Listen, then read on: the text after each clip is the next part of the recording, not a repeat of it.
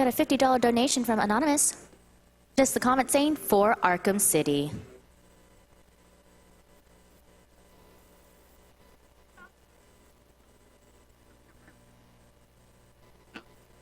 God. We also...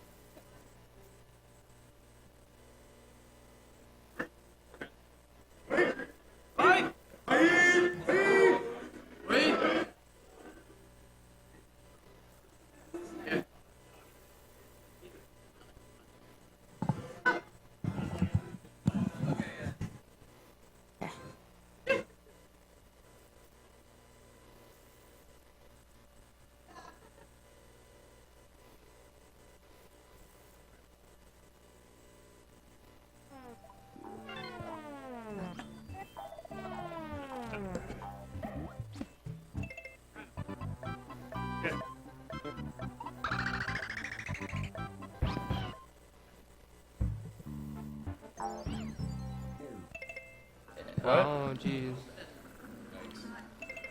Oh, that's really sad. Here, let me see it. If it'll turn. Can you flip it? Okay, that's okay. We can still see where we're going.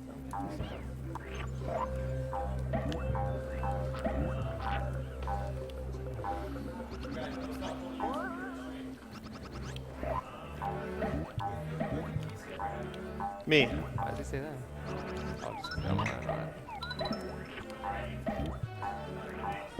mt76907. Mount numbers. In the future, Bible thumb. Oh, goes Hit the reset button on the top, sis. Next time, man. We're ready whenever you are. You want a countdown? Yeah. Yeah. Good. Someone on the couch want to get a countdown? Sure. All right, so I guess on go then. So 3, 2, 1, go. Go Crispy! Hype! And it begins. All with right, the baby. guys, this is a race of Yoshi's Island between the two best any percent runners in the world. mt76907, aka Mount Numbers, currently has the world record, and the salty runner-up, Thecrispy22, aka the Salty 22, in second place currently, though they have traded the record several times, so this should be a very fantastic race. The any percent has not been done at a marathon in around 4 years now, so the tech has increased substantially. There are a lot of tricks in this run that you cannot do in the 100% speed run that has been seen more popularly, because in the 100% speed run you have to collect all of the flowers and everything, so you can't just skip stuff. In this run, you can skip anything and everything that is possible to skip.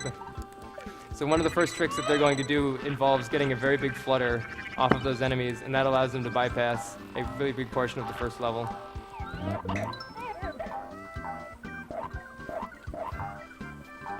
Yeah, I admit for the longest time I thought any percent was like a, I don't know, for lack of a better term, like scrub category. But like over the years, I've been really proven wrong. Like it really does deserve the respect it gets now. These guys have been continuously pushing this game over the last year. We have discovered many really large glitches that skip most of entire levels, and the run has really become a lot more optimized. So we're going to see that even starting in this second level right here. They're going to be doing they're going to be attempting a one-frame trick that skips an entire room in the level. To do that, they're going to spit the flower enemy that they grab in Yoshi's mouth into the wall, and MT just got it on the first try. Nice! And Crispy just got it on the second try, both one frame.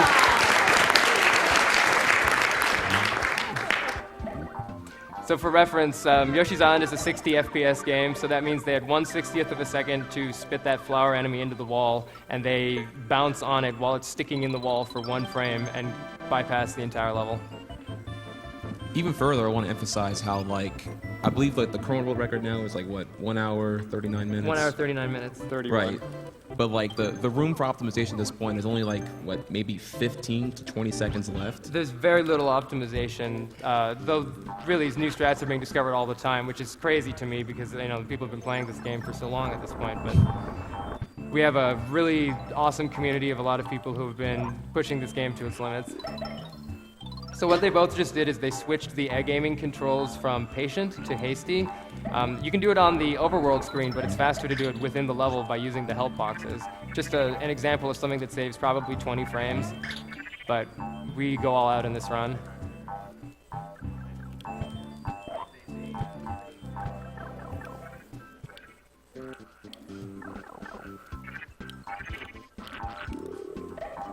Coming up in the next level is going to be the first of the warp glitches. This is technically any % with warps.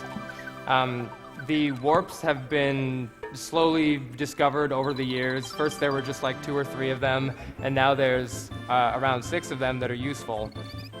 So the first one is going to be skipping the boss in this level entirely. They're not even going to play the boss in this level if everything goes according to plan. And I'll explain that a little bit more when we get closer to it. Ooh, the swag. I love it.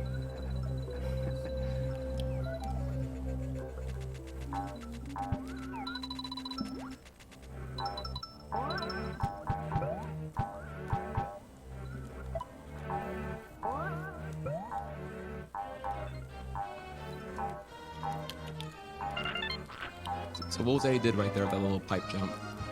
I'll explain that in a bit because it ties into the warp later. Oh, okay. Yeah, so they're going to be attempting the warp soon, and most of the warps in this game involve abusing a screen exit.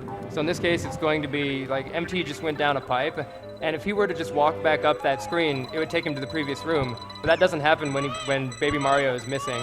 So he's going to hit the screen exit from the top in a way that's not intended to happen at all, and they both just got it. So you might notice this is not what's supposed to be happening right now. So again, what they did was they abused the screen exit by getting on top of where they didn't even program like any exit if you get way on top of the screen like that. And so when you try to activate the exit, the game doesn't know where to send you. So it sends you to the first level again. You might be like, hey, wait, didn't they play this level? So they actually got warped to the top left corner of the first level 1-1. And when they complete that level, it counts as completing the level that they were in. So it is as though they just beat the fortress level, even though they just beat the end of 1-1. And there are many different creative ways for setting up this warp glitch, but that's going to be the only one in the first world. We got a donation from Lee SDA11 of 6969. Hello to Grandpa Trihex, Granny Sagan, and all my other TIA friends at HDQ. You have all given so much to the Yoshi community, and I'm so happy that you get to show off all of that progress. I have so much more that I want to say, but I'll leave the rest of the short shout-outs to those who are live at the event. Sad that I can't be there this year. I will be racing along and donating $5 per runner per world that I'm behind. For the viewers, please follow these runners on Twitter. Crispy at Rumicolo and Mount Numbers at Lord_RDO. P.S. This $69 doesn't count towards my personal donation incentive. You know which one. Thank you very much, Lee. Thank you, Lee. Lee is one of the original any % runners of this game. So Trihex, and while we've got some downtime in this auto-scroller here, Yo, what's up? what is it that makes Yoshi's Island such an interesting game for you? You've been playing this game for longer than anybody here, and yet you keep coming back to it. Yeah, I really try to get into other games, and really, it sounds kind of cliche and maybe a slightly biased, but like there really is no other platformer, no other game quite like Yoshi with like such an intense skill ceiling and whatnot. But like one thing that I feel is particularly interesting for it as a speed game is that like when you play it in an expressive manner. Like whenever, like if you watch a 100% speed run, or even any % speed run to a certain extent, like even right now between MT and Crispy, like you can do different things. You can watch them side by side, and you can't tell from game feed alone that it's two different people playing. And for most other games, like optimal play is only like one set of inputs, one way to do the correct thing for everything. But you'll see later on in the run here, for even any 100% or any percent, that like there's not just one solution for every problem. You can do whatever you want to do, however you want to do it. One of the most interesting things about playing this game is there's so many different ways of doing everything, and everybody will have their own preferred way to do it. And many times they don't even one doesn't save time over the other, it's just your own preference. So there's actually a speedrun strat in this level despite being an auto-scroller. They want to avoid all of the red coins and flowers in this level because at the end of the level there's a score screen and it tallies up all of your points, and it actually costs time to tally those points. So the fastest strat is to avoid all red coins and flowers on every level, and there's actually a few that were hard for them to avoid on this level that they both successfully bypassed, I believe. We have a $50 donation from Jarvis. Hi, Crispy. Good luck. Why did you shake my hands 5 minutes ago? I was going to give you the secret to winning, but I can't now, and you have to rely on your skill. This donation goes to Crispy's choice as long as it's to kill the animals. Speaking of donations, by the way, we got a last-minute donation incentive that was added by the great Jackson. So if you guys want to see Yoshi's Island accordion percent following this run, then make sure to get your donations in for that. This is definitely something you want to see, especially if anybody saw the run last year. Definitely. So there are some basic Yoshi's Island mechanics that make playing the game really interesting, even when you're just running through the levels normally. For example, every slope in the game, it basically slows Yoshi down almost all the time. So anytime that they want to avoid every slope that they can, and if they do need to hit a slope, then they want to jump off of it immediately because it minimizes the slowdown. Additionally, even swallowing enemies has some speed tech involved. If you swallow enemies just by normally pushing the down button on the ground, Yoshi actually comes to a stop. So every time they swallow any enemy to make an egg, which they're going to do hundreds of times throughout the run, they need to do some D-pad manipulations to prevent any slowdown.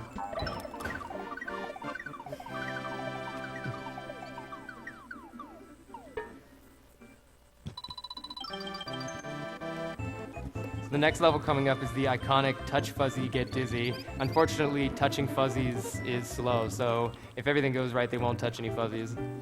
It's definitely the worst stage in World 1. The fuzzies are random, so it's actually really hard to avoid them sometimes. And they can't use eggs at this point because they need to save all of their eggs for the next level. Egg management is another important part of the run. They always want to have enough. You can only have 6 eggs at once, and so you have to use them conservatively. Oh, we're touching the fuzzies. We're not drug-free. This run is not drug-free. I like it Worst though. RNG possible.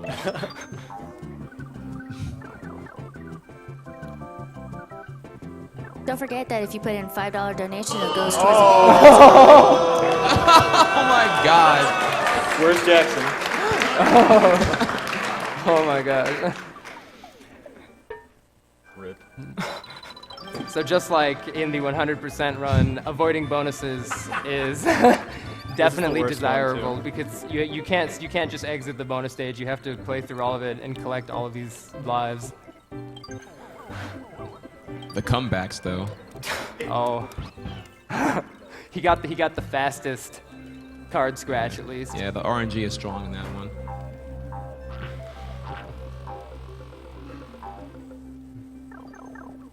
Once again, we do have 2 prizes that are going for this. Donating $5 will go toward a Baby Bowser Perler, and donating $10 will go to a Yoshi and Baby Bowser Perler.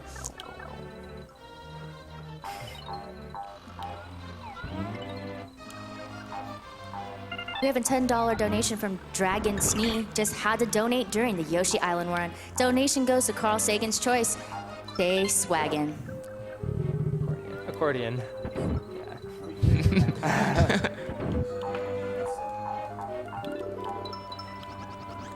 So coming up is the first boss that they're going to be playing. This boss relies on using your eggs as efficiently as possible. Whenever you hit the boss, he spawns more eggs.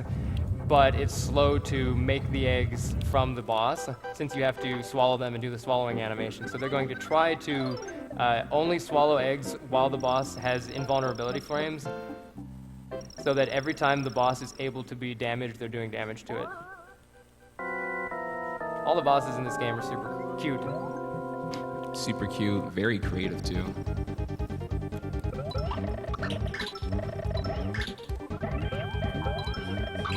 Like if I can go over a little bit, like the one I enjoy the most is like typically the boss to find really boring are like the forced auto scroll bosses. You have to wait for a set pattern and then attack for vulnerability. Yeah. But I think only like really one in this entire game does that pattern. Just very, very good. Yeah, all of the bosses are very unique in this game. I mean, I love Super Mario World, and you know, it's not fair to compare them, but if you remember the bosses from Super Mario World, they're all essentially identical. There was an example of us doing different strats on the same thing, not really being any different time-wise. We do slightly different strats for a lot of different things, but they're pretty similar time. So coming up in the next level is the second warp that they're going to be doing, and this warp is the same idea as the first one, but the way that it's executed is different. So again, the way to trigger these warps is to go through some sort of an exit for the screen. In this case, they're going to be using a pipe, and they're going to be pushing down and jump on the same frame, which makes Yoshi jump, but also go down the pipe. So his position is not what it would normally be while going down the pipe, and there's no programmed exit when Yoshi is, oh! That's big time. So Crispy is going to do the, so Crispy missed the warp, but MT is going to have an attempt at it. However, he's going to attempt to do the backup. So MT got it. Nice job, MT.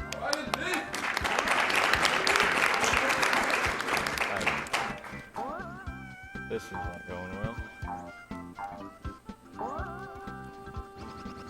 Oh, that was so close. So it's possible to do a backup warp by abusing this alternative screen exit. Unfortunately, it is way more difficult than the other strat.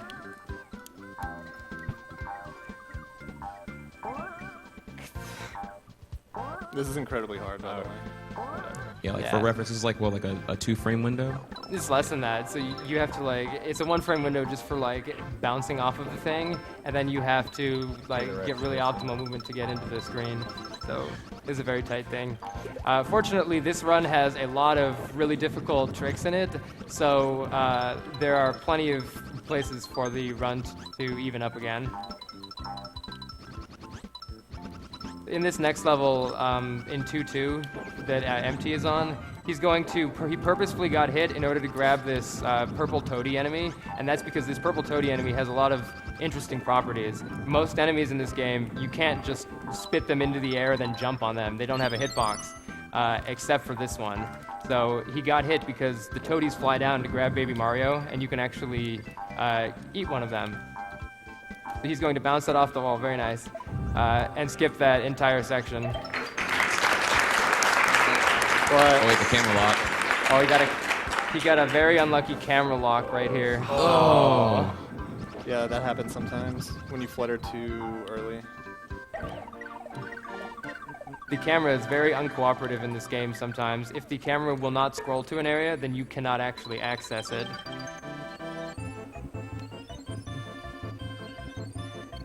We have a $25 donation for Nova X81. Love all the GDQ events. Expecting awesome things from the Yoshi Islands race.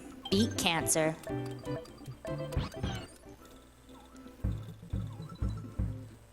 So like, you want to go over like the unique properties of Super Baby Mario? Like, because he runs faster, right? Yeah, Super Baby Mario runs faster than Yoshi, so it's advantageous to use Super Baby Mario in most cases, unless it, like, you can skip a lot of time by avoiding him. Random interesting fact, in normal Mario games, you have to use the run button. Yoshi's Island actually doesn't use the run button. You're always going the same speed, and that allowed them to free up buttons for doing other things, like for tonguing, for firing eggs. So you get to do, Yoshi has a lot of options, which makes speedrunning the game very interesting. Yet, however, for Super Baby Mario, you do use a run button to go faster. Yeah, and there'll be a lot of Super Baby Mario stuff in the next section. He has some interesting stuff, and we can talk about it then. Gotcha.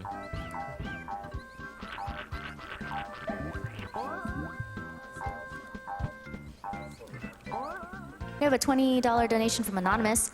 Na na na na na na na na Batman! Arkham City hype.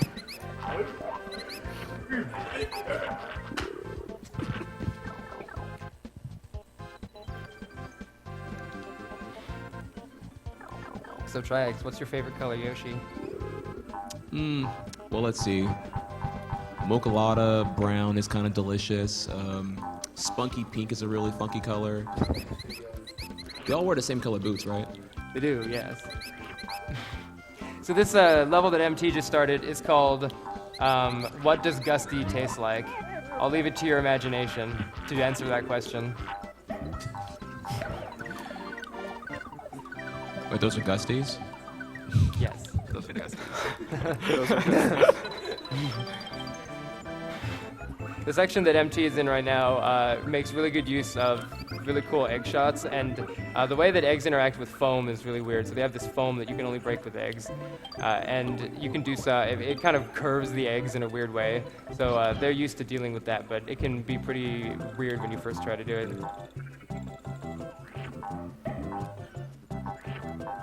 We have a $10 donation from Ash O. I need that baby Bowser Yoshi Perler.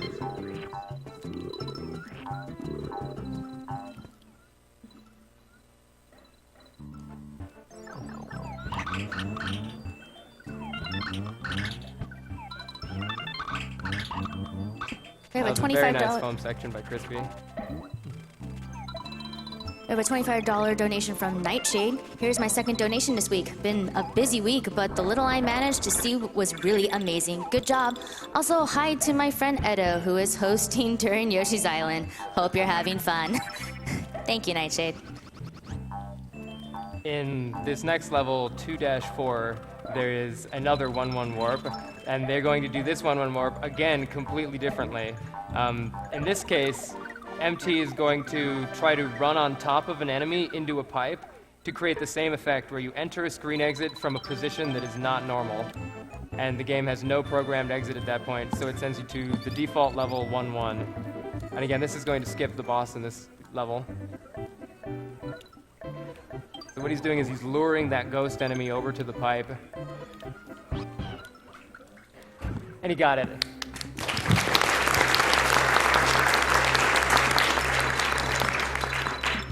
When we first discovered these 1-1 warps, it was actually like, we didn't think it was useful. You start in the sky in the first level, and if you fall down, you just die. So it wasn't for a while that anybody figured out that if you actually do this crazy amount of flutters, you can actually find this part of 1-1 that you can get to load. The rest of it won't load. So again, if you just fall down, after doing those warps, you just die.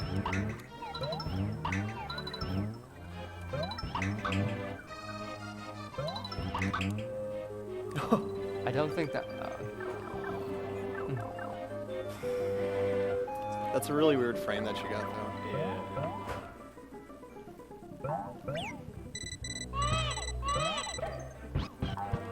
So now he doesn't have any eggs, so he has to jump on top every time. That works.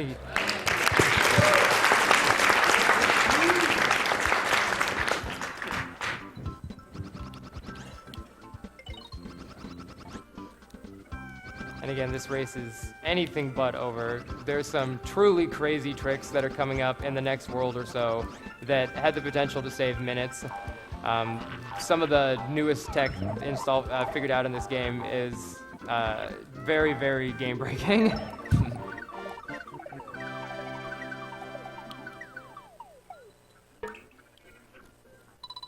We have a $5 donation from Les Petites Maxime. I never miss a GDQ since 2011. You're all super awesome. We need a Yoshi relay race next year. Also, shoutouts from Europe to the hashtag Yoshi guys in the house. Thanks, Max.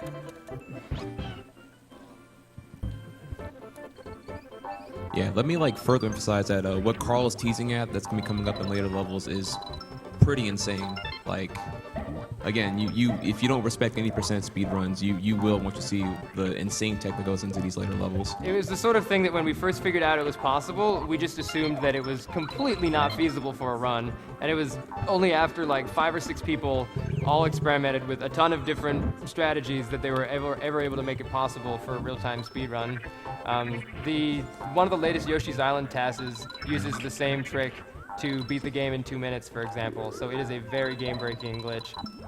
And so we'll be seeing that in the next 5 or 6 levels.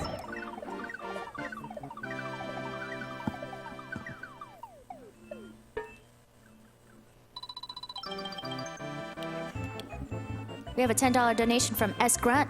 You people are flattening this game like an accordion percent. Keep it up.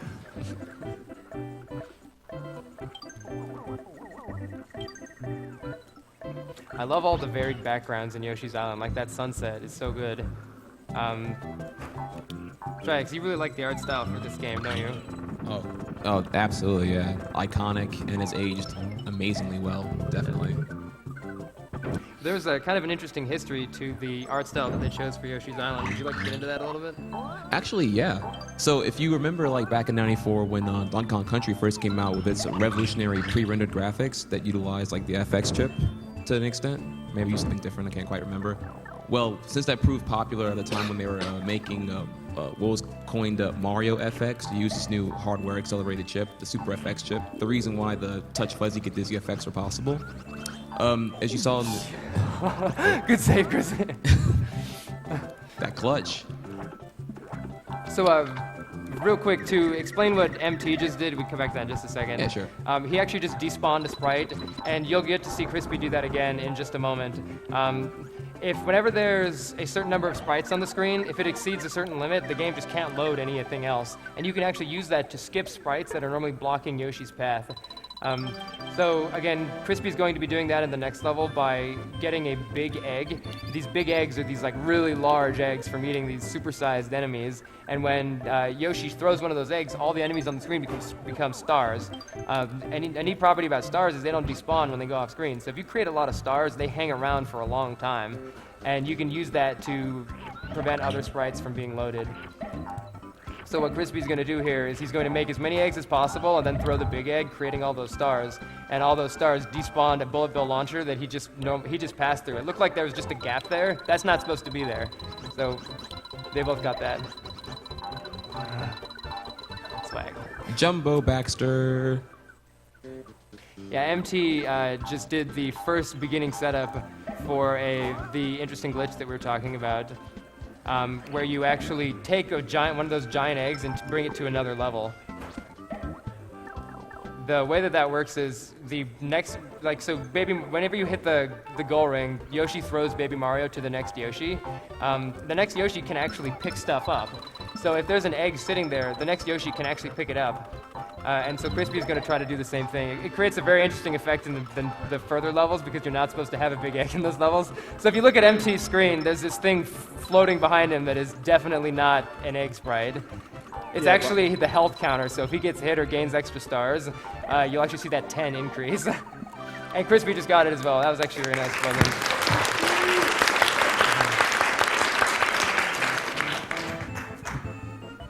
So the key now is to keep this giant egg for 3 different levels. This is the crazy setup that we didn't even think was possible.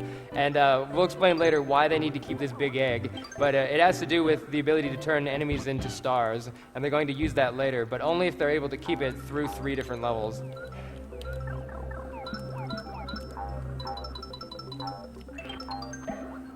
We have a $100 donation from Joseph. I heard that Arkham City was the new hotness. I know we don't want the old and busted. We want the new hotness.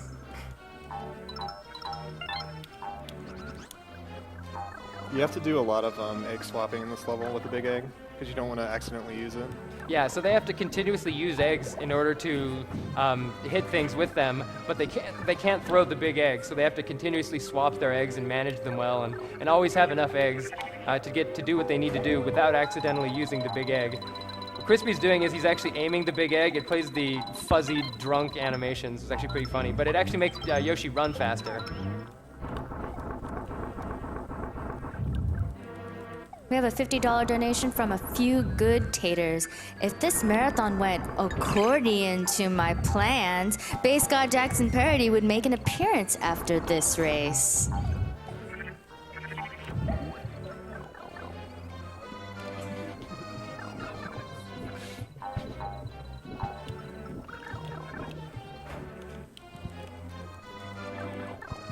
We have a $20 donation from Fern Navigator. Accordion to my doctor. I should support this last-minute incentive. Thanks for this fantastic week.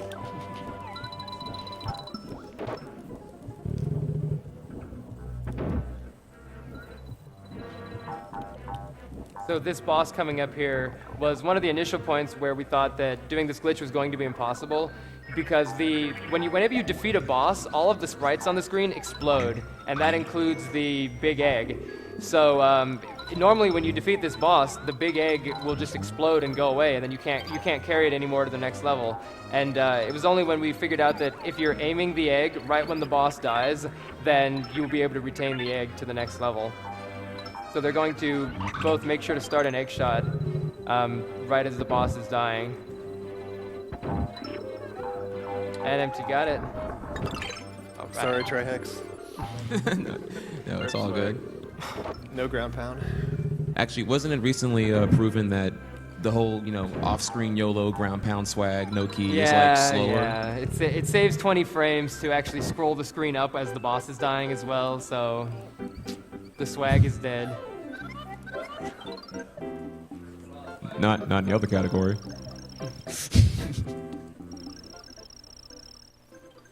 We have a $10 donation from Zach, aka Bushel of Chewy Goodness. Anything for that good old accordion percent from a dear friend of mine. In the spirit of charity, this goes towards killing the animals.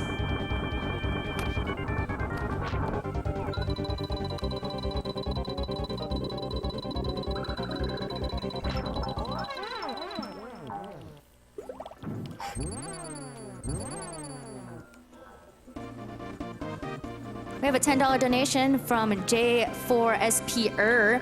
Awesome cause, awesome runs, awesome event. Just had to donate more. Rumiko, you better kill the animals with this. So MT is going to be trying the next warp in this category, and to do that, he's going to flutter above a screen exit that is normally a bonus exit that you come from below, but when you drop on it from above, he just got it. Famous words, easy every time. Easy every time. When you drop on the screen exit from above, again, there's no programmed exit, so it takes you to 1-1.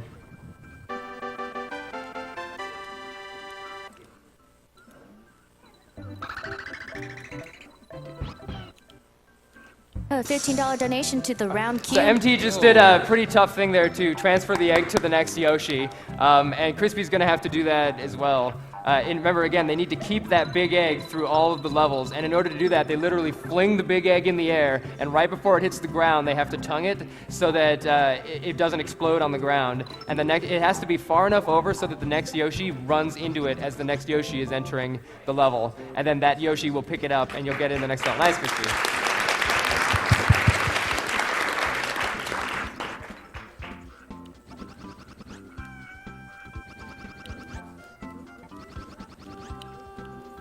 Once again, donation $15 from the round cube. Shout out to all the Yoshi gods in one screen here for a great cause. This is gonna be one tight race. Put this to accordion percent. Good luck, runners. Crispy got it too.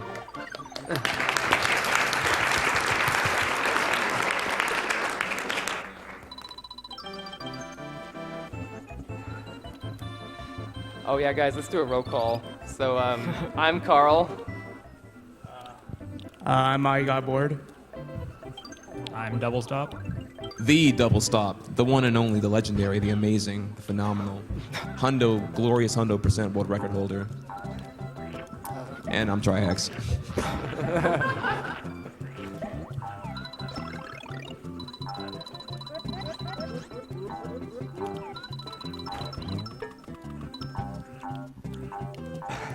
So what MT was doing there, tugging that egg, is it has to be far enough over for the next Yoshi to grab it.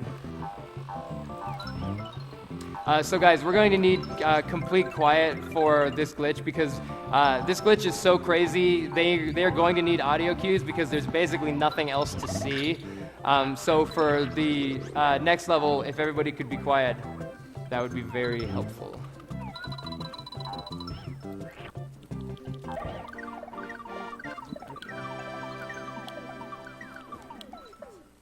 So in this first screen, he doesn't need the audio cue. So just to very briefly describe what's going on, but then I'll worry about it more later.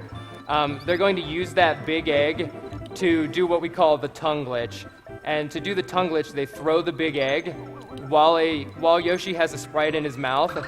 And if Yoshi tries to spit out an enemy right when you throw the big egg, it turns that enemy into a star inside of Yoshi's mouth. And Yoshi's just gets something stuck in his mouth pretty much because it tries to destroy it and turn it into a sprite. So I'm not going to say anything else.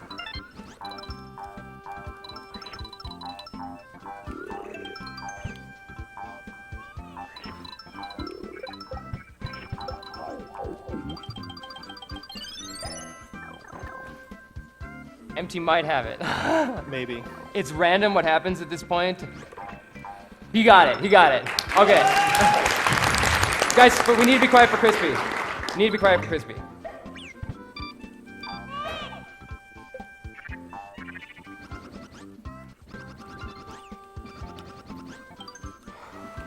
You should have it too.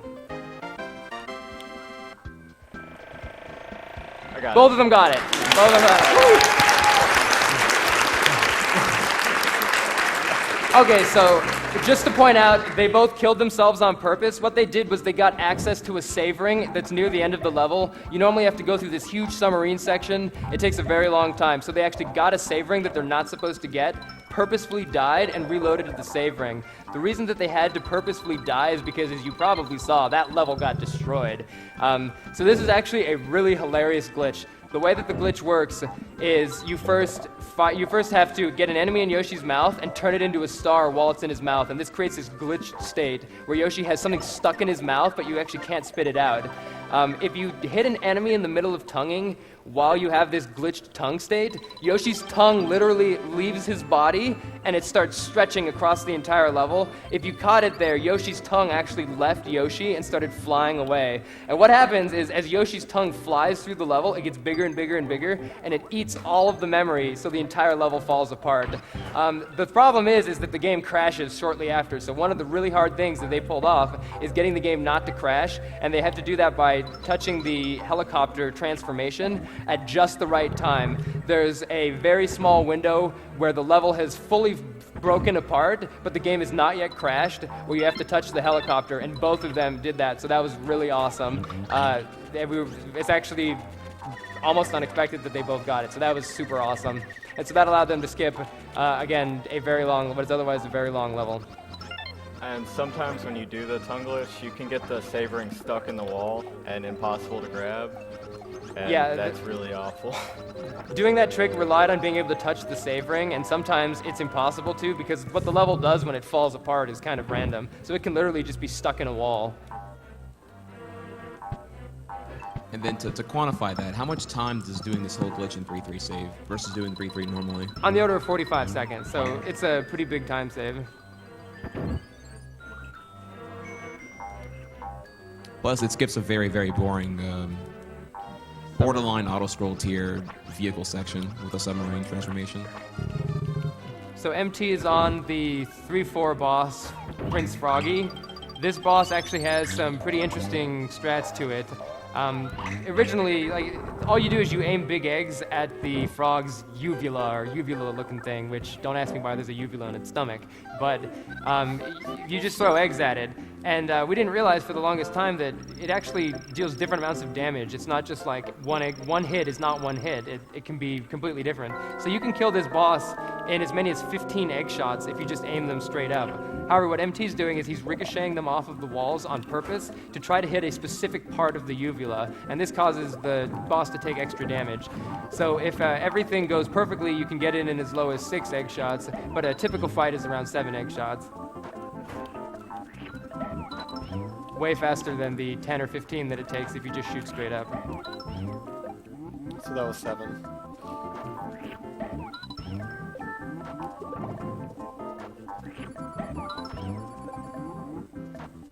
Just want to let you guys know that we have reached our accordion percent incentive.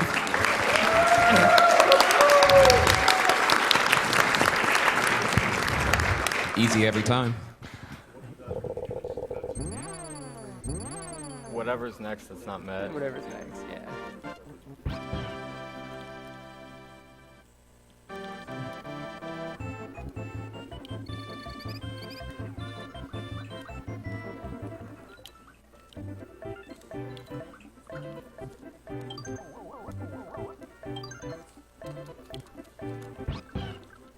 We have a That might be $25 my least donation favorite from Max137. Could it be?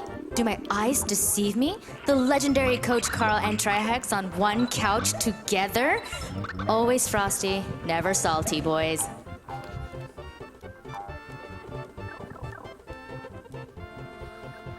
There's not a lot going on in this level. It's pretty simple. There's swag going on in this level. Oh! Oh, snap.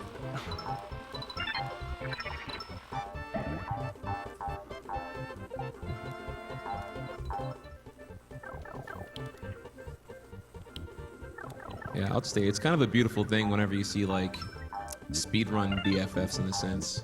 You know, me and Carl go all the way back to like 2010. MT and Crispy. I don't know, help me out here. I'm trying to be sentimental. I don't really know the details. They've been racing each other for like almost years at this point. A couple years. About 2 years.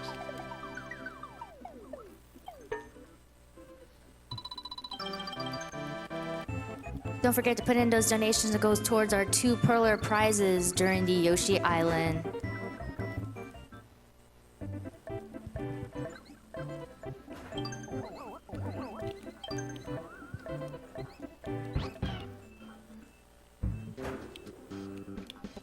So what MT is going to do is he's bypassing a staircase. Normally you have to hit a cloud and it spawns a staircase very slowly. So he abused the fact that Yoshi can get a really high flutter when he bounces off of an enemy in order to skip that section. Crispy, on the other hand, is taking a different route for this level. Crispy's route has the potential to be faster, but it also has the potential to be a lot slower if he messes it up, and he didn't, so that was actually really nice. He takes this slower route, and again, that's just another one of the examples where there are multiple routes. Whoa, that swag! I'm sorry, continue. Just I know, Triax. We have a $10 donation from Dr. Dews. These forced accordion puns are really striking a chord with me. Oh boy. It begins.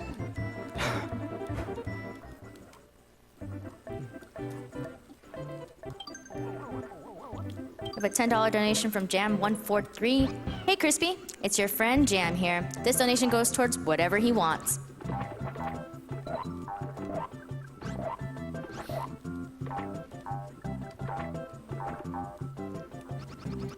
In order to have the optimal beginning to the next level, each of them needs to end this level with 6 eggs. So they want to have as many eggs as possible. But the game actually lags during certain sections if you have a whole ton of eggs because they have to be loaded. So they want to only get 6 eggs after they've gone through some of the areas of the level that are really heavy on sprites. In order to, and that's going to minimize the amount of lag that they get.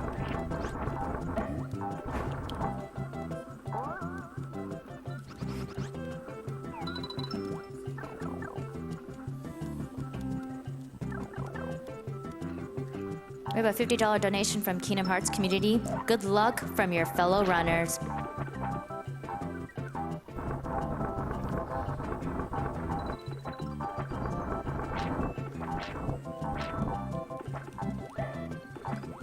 So upcoming is level 3.8, right? And way back like 2007 or whatever, I used to hate 3.8. It's like one of my least favorite levels because I was like so bad at it. And it's crazy how speedrunning will change your perspective on levels over time. Because now it's actually one of my favorite levels. Like just seeing it done both in any and 100%. Absolutely. I used to hate the ice levels when I was playing this game casually because they were so hard. But when you speed through them, it's actually even easier than going slow. So they're going to do a bunch of really interesting tricks in this level, actually culminating in a boss skip, the very iconic boss skip for this game, where they're going to basically skip fighting the boss entirely. But this one is an intentional one. Before that, though, there are a bunch of really large ghost enemies in this level, and normally you have to shoot eggs at them like 6 times. As you egg them, they slowly get smaller and smaller and smaller and smaller. But we discovered that if you shoot them with an egg right as they're spawning, they start out spawning small, and then they grow big. If you hit them while they're still small, then it only takes 1 or 2 egg shots in order to get through them. Which you'll see demonstrated right about now. So, MT just got it?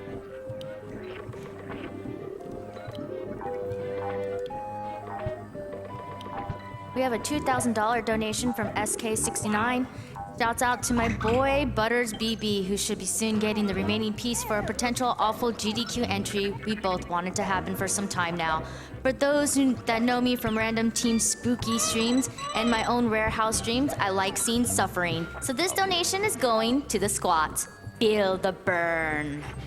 So what MT just did was to shoot that boss before Kamek had time to spray his magic on it and turn it into the normal large boss that takes 3 minutes to do. So that's a 3-minute skip. And this is actually an Easter egg that was put in by the developers that was intentional. Whew, Crispy only had 1 egg left, so they both got it. I had faith. You gotta have faith.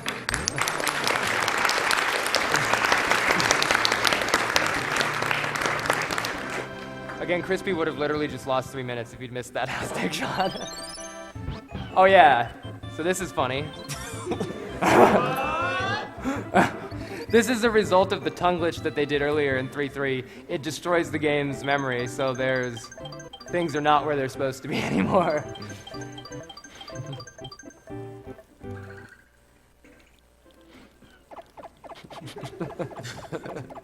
We have a $101 donation from Poochie.exe.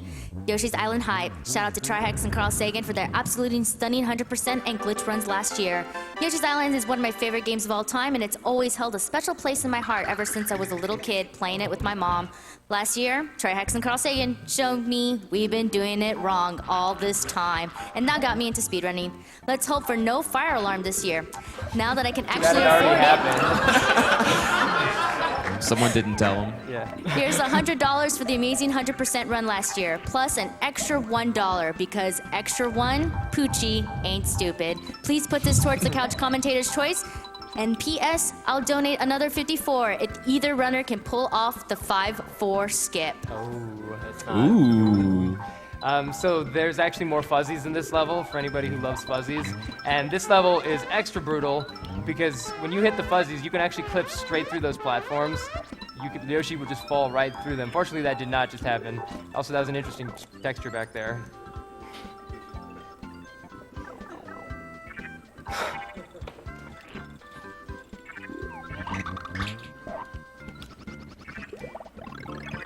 Oh, the swag. I love it. Oh my god. Explain what that was, please, Carl.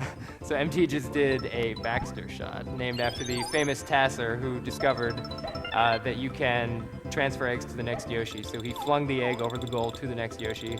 He didn't save any time, but it looked cool.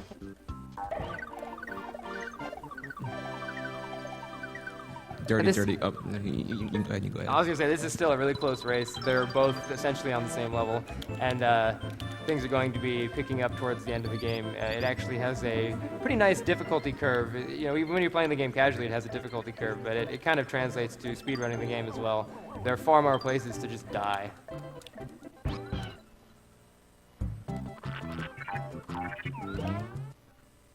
And you might notice sometimes when they enter a pipe, Yoshi jumps, and that's the same glitch that they used earlier to do a 1-1 warp. But the difference is on some levels they actually programmed the exit to go a little bit higher. So if you do the we call it a pipe glitch. If you do the pipe glitch, it doesn't always trigger a 1-1 warp. However, it does save time. It actually skips the animation where Yoshi crawls into the pipe. So they actually want to do as many of those as possible. So I didn't know you even know you did that. Like MT's holding back swag. I didn't even know he was doing it. No, I was gonna say like dirty confession. Like I really want to do Baxters at 100%, but it's like really tough to warrant them because of all the bonus skips required.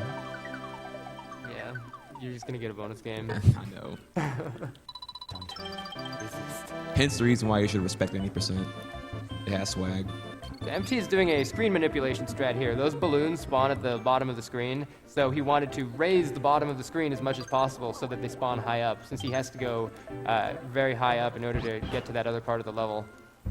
Also, 4-3 was always one of my favorite speedrunning levels because it's a level that people will remember. The green piranhas are just terrible when you're playing this game casually, and you see the speedrunners just instantly go through them like that. There's only a few frames and you can travel through them, so you have to hit them just before going through them, and he just got both of them. So I love that level when done in a speedrunning setting.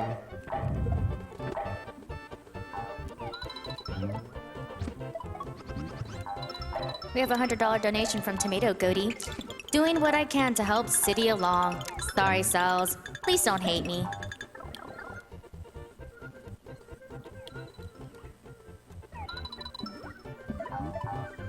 I appreciate your noble effort. I saw that. Made the attempt.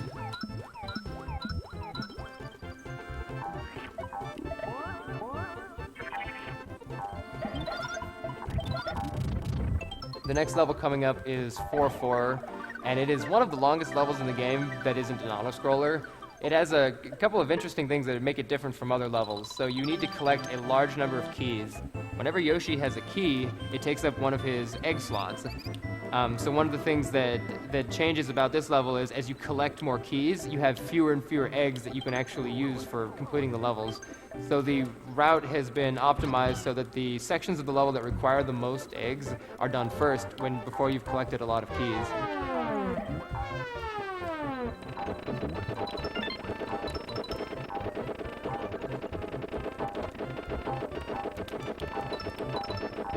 And I'm not sure officially what your opinion is, but this is literally my favorite level in the entire game. Just like stellar level design. I think it's a really well-designed levels. I think some people love it or hate it when it comes to speedrunning it, just because it's pretty long and complicated. There are a lot of interesting skips in it, though, that I'll mention as they're going along here.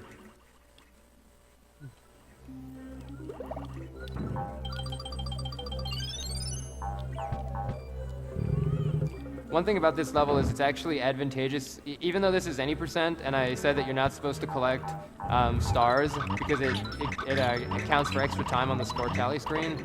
They actually do want to collect stars on this level because there's a forced save ring, and when you hit the save ring with more stars, it doesn't pause for as long. So it's actually useful for them to have as many stars as possible before going through the save ring.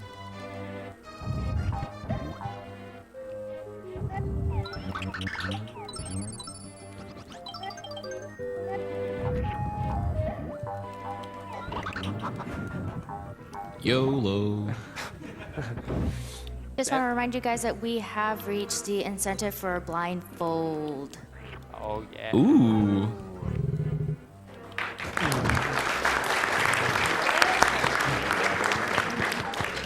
We're going to have Ray Charles himself in the building playing Yoshi's Island by sound alone.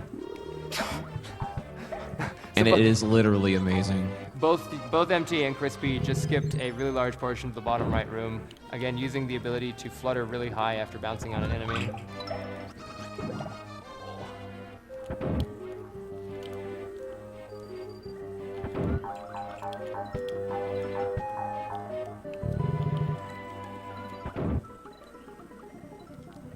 Very nice.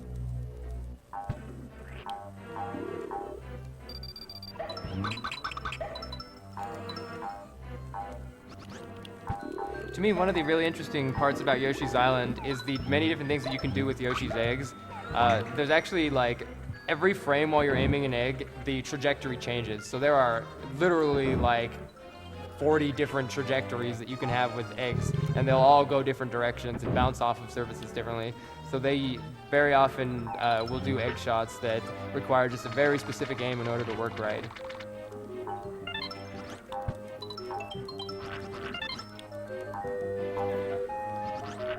So as you see, they've collected quite a lot of keys now, and the reason they did that lava level last is it doesn't require very many eggs, though they're using this flame in lieu of an egg because it's hard to collect eggs at that point.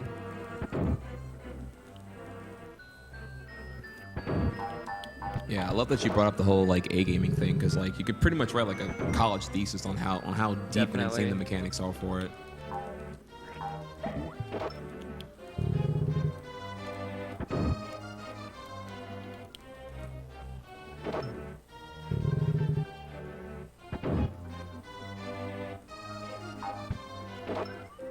Like another one of my very favorite bosses here because there's no limitation on how fast you can beat it. It's pretty much just as aggressive or as precautious as you want to go with it, which I feel is a really fun way to approach boss design altogether. Oh, you mean Kirby? Yeah.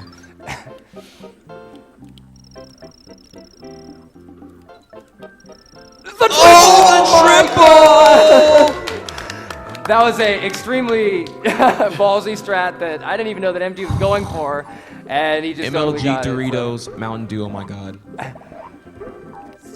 And Crispy gets the double. Oh, that egg shot! Whoa! Oh, Spicy!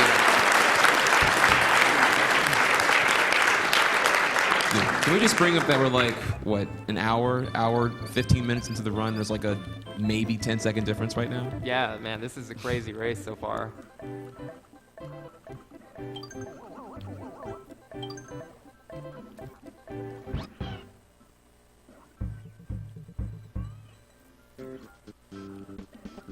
We have a $50 donation from Rory McGee. Hi everyone, been watching these GDQ events the past 3 years, and this Yoshi's Island race has been the best thing I've seen so far.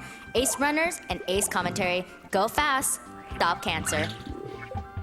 This level is actually, it's called like Chomp Rock Zone? Or Yeah, Chomp Rock Zone, you got it. Zone? Yeah, you're supposed to take one of the rocks and push it through the entire level, and we found creative ways to skip over all of the walls that you normally can't get through unless you have the rock.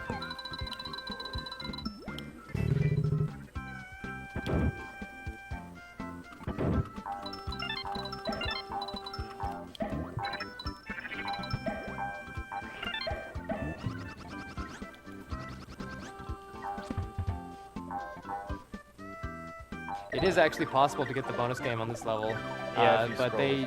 the jump pattern that they used at the end of the level was done specifically to try to avoid it. If you do like a small jump off that last place I jumped, you can get a bonus pretty easily.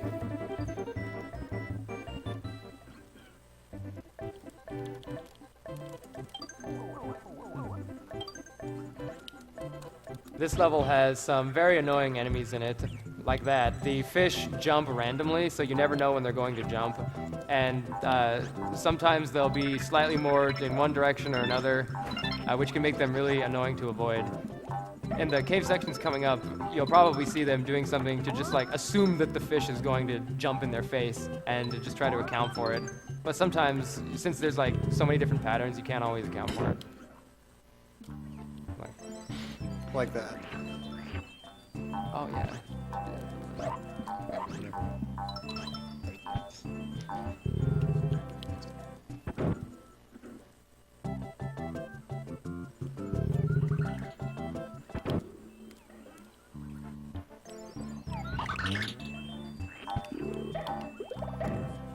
The fish were kind in the second room. Dude, I just can't get over how close they are right now.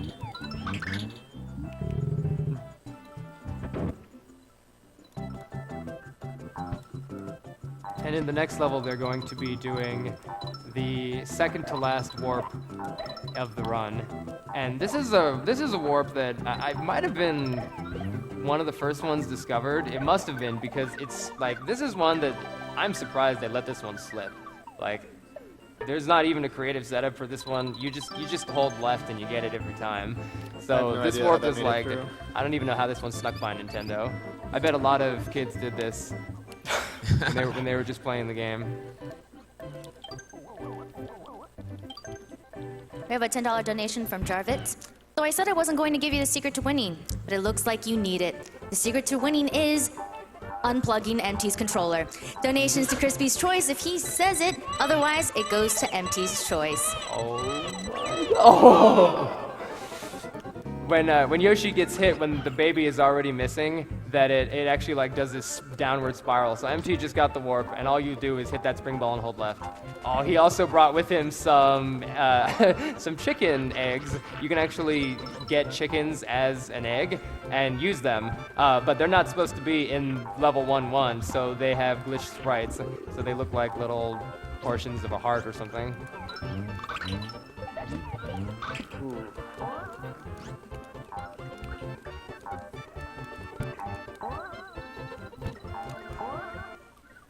No good. And Crispy got it as well.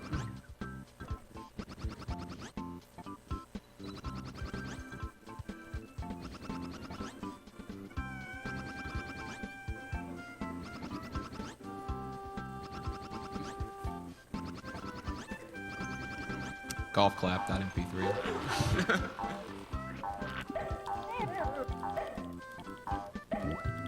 Don't forget to put in your donation and setups for the Batman Arkham Bid War. Right now, City is winning by 3,289, and Asylum is at 2,502. There are a bunch of interesting strategies in this level.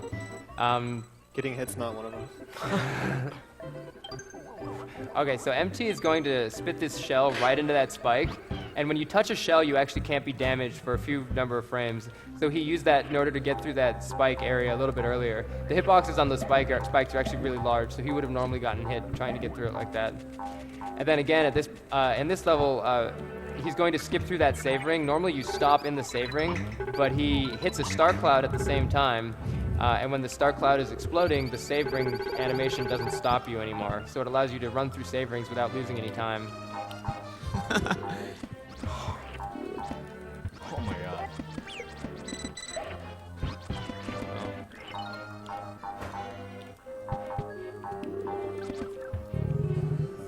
Nice.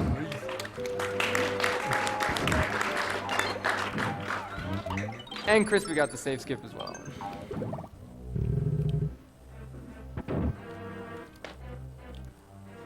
This boss coming up actually has some very bizarre mechanics to it. When the boss is... You can like run through this area with the mist that MT's on for a long time. You can just sit there and keep running, but it actually doesn't save any time. It doesn't do anything to keep running. And so it turns out if you move Yoshi to the center of the screen, the Kamek will actually load in faster. So it's actually faster to stop and just slowly crawl towards the center of the screen in order to make the cutscene go faster. And then, of course, for the boss itself, they're going to be attempting a trick that we call Blast Off. And if you haven't seen it before, it will very quickly become apparent why it is called Blast Off. But in order for the trick to work, they need to ground pound the Koopa before he hits the ground after being flipped up on his belly.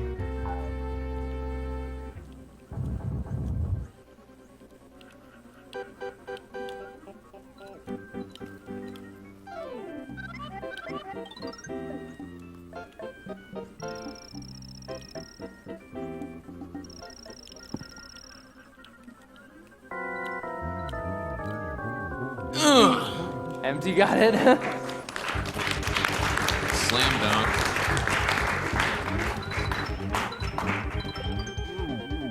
So it is both the fastest way to damage the boss, and it actually can save some time when Yoshi runs through the keyhole right here as well. So...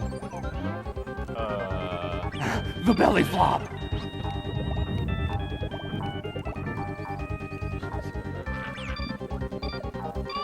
The Hook Bell's hitbox is extremely weird. Yeah, it's incredibly wonky. Like typically when I fight him, if I miss one time, I usually miss like 4 times in a row.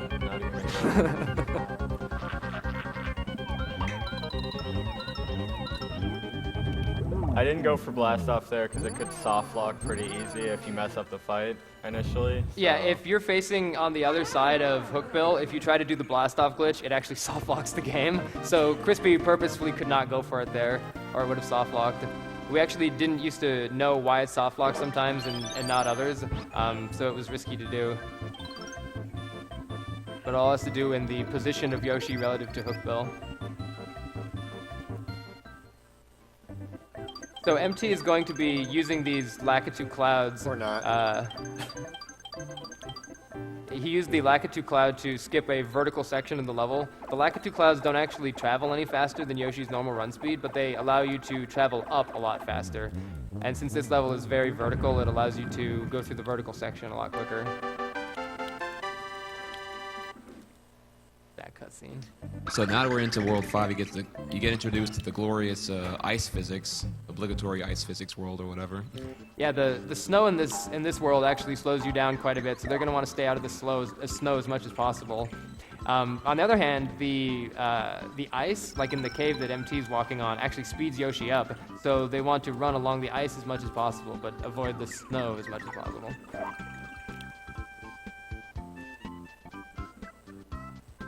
And Crispy's going to be taking a different strat because he was able to get both of the clouds. As you see, he skips that entire section.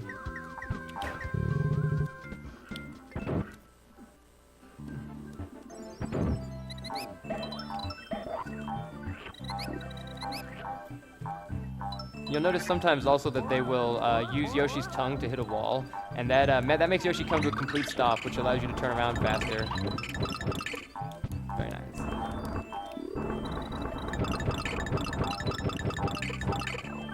Yeah, would you consider it metaphorically the same kind of like, you know, e-brake drifting, if you will? Yeah, like cutting definitely. cutting corners really, really fast? Exactly. Yeah. And there's a interesting mechanic that they've used a couple of times throughout this run, and that is what we call the perfect flutter. This allows Yoshi to flutter a little bit higher than normal to get to an area that he's not supposed to get to, and MT just got it on the first try. That was actually the hardest one, too. So the way that works is they put a lot of stuff just outside of Yoshi's flutter range in the game, and you normally just can barely, it just like teases you. So it turns out that if you manually do the flutter by releasing and repressing the jump button really fast, you can actually gain height on the flutter, and it allows you to access areas that you can't normally access. Oh my god, that swag.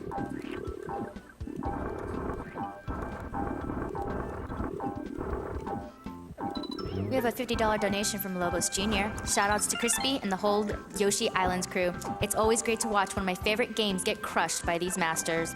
Yoshi! At the end of this level here, you're supposed to just ride these extremely slow ski lifts, but that's boring.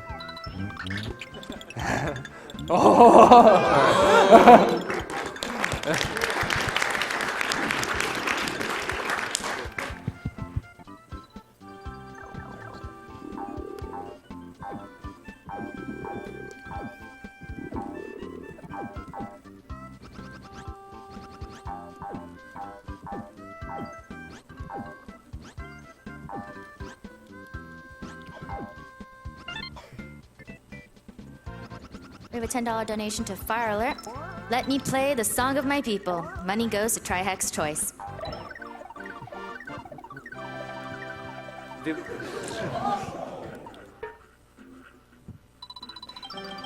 That's like an orc.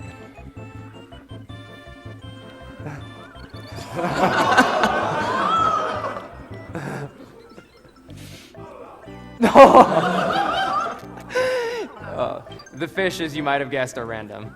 This game loves to just combo you. 5-3 is the hardest level. 5-3 is widely regarded as one of the most dangerous levels in the game. It will just obliterate you when you're playing this game casually. Usually you take a route over the top of the ice there, but You see, Crispy used that fish in order to skip the section that was being very unkind to MT. Really tight jump.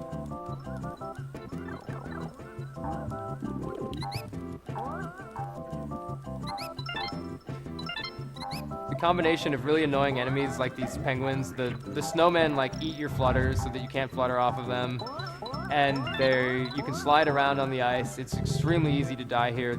You have to use a very different movement than you would in other levels.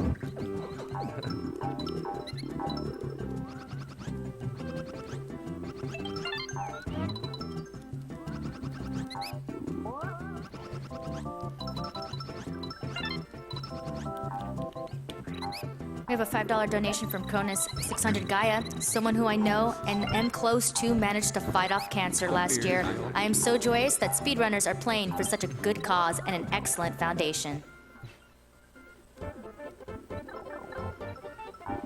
Baby Mario with snow hat on for cutest sprite. and gold shoes.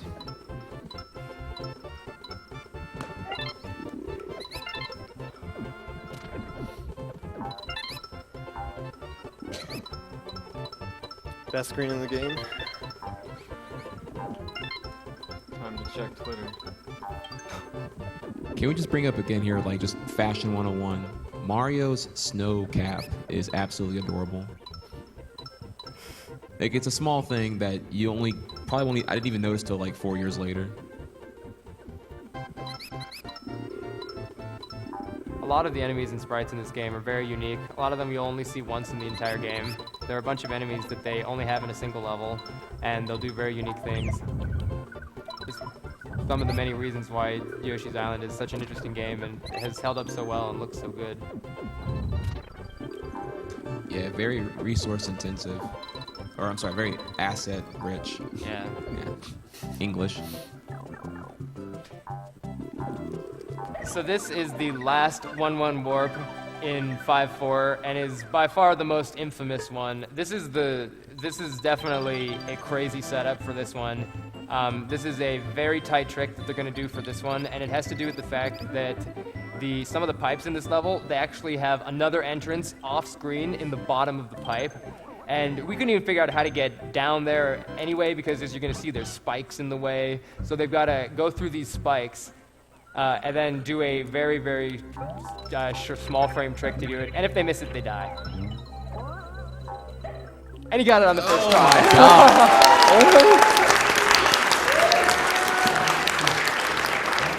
And that's what, 2 frames? Yep, 2 frames or you die.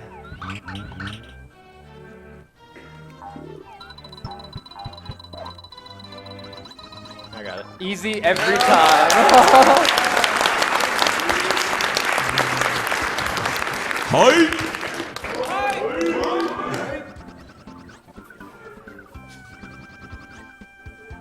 Again, just to emphasize how ridiculously close this race is, if any of those tricks had gone wrong, they would have lost minutes. Also, there's part of that texture missing.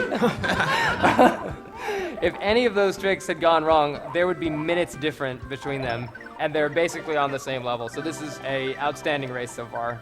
Yeah, getting both 3-3 tongue glitch and 5-4 first try it's pretty good.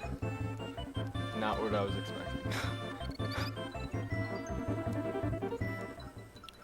We have a $50 donation from Vidya James. Glad to see this run included in an already fantastic AGDQ.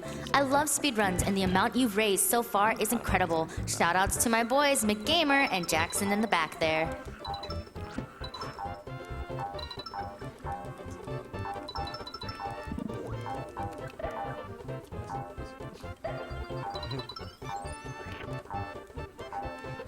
So MT is going to be trying to skip the helicopter in this level. It is an extremely dangerous strat, and he's not listening to me being a granny if he's trying this in a marathon.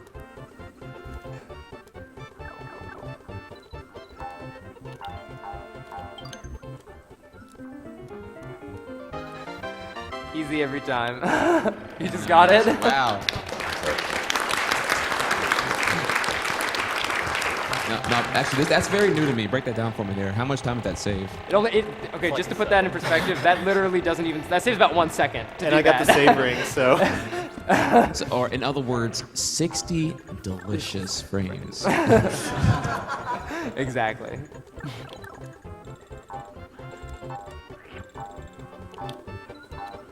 Oh! All right, no one's gonna do it. All right, 360 no scope.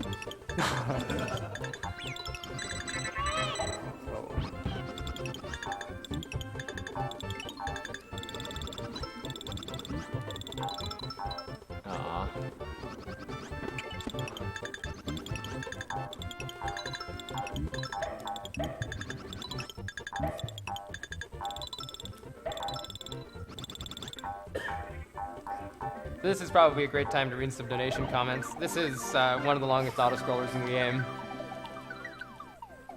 All right, we got a $400 donation from Anonymous. This is the third Games Done Quick I've watched, donated every time, but have never heard my comments read on the stream. I'm hoping third time is the charm. Please read my comment. My donation is going to Batman Arkham City. I got a whole summer out of that game after I graduated high school. It's hard to believe that it's possible to beat it in under 2 hours. We also got a $10 donation from Dark Star Sword. Third time donating this AGDQ. Great to see another one of my childhood favorites being completely broken. Best Mario game, for staying out of the way. Best Yoshi game, as they haven't ruined his voice yet. I was going to put this towards accordion percent, but since that's just got met, I hit the donate button, put it towards runner's choice instead. We have a $25 donation from Bruce Wayne. You can't possibly have a plan for everything. Oh, I have a plan for that. This paper just says, I'm Batman.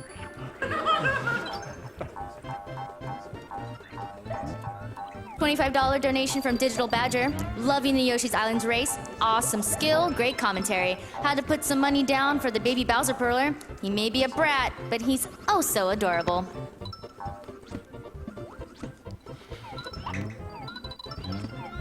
Got a $55 donation from Poochie.exe. As promised in my last donation comment, $54 for the F54 skip, plus an extra one for Poochie Ain't Stupid. Oh wait, I've used that joke already. Runner's choice this time. Don't forget to put in your donations that goes towards the Perlers. You have a $5 and a $10.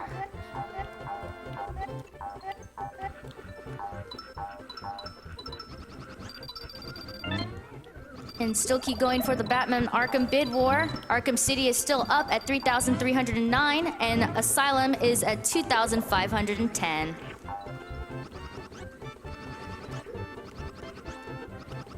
We have a $50 donation from Jeff197. Haven't caught much of AGDQ this year, unfortunately, but what I have watched is incredible. Good luck to all, and let's decimate that goal. They're literally stealing its babies and pounding on it. What is going on here?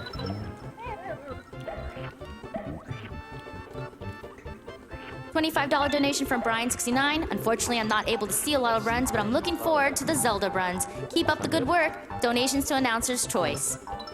Free flowers.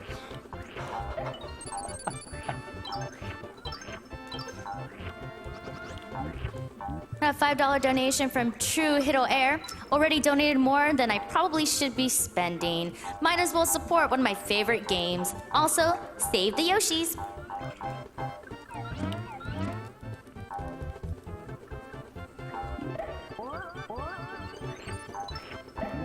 We have a $15 donation from Petite Kiro.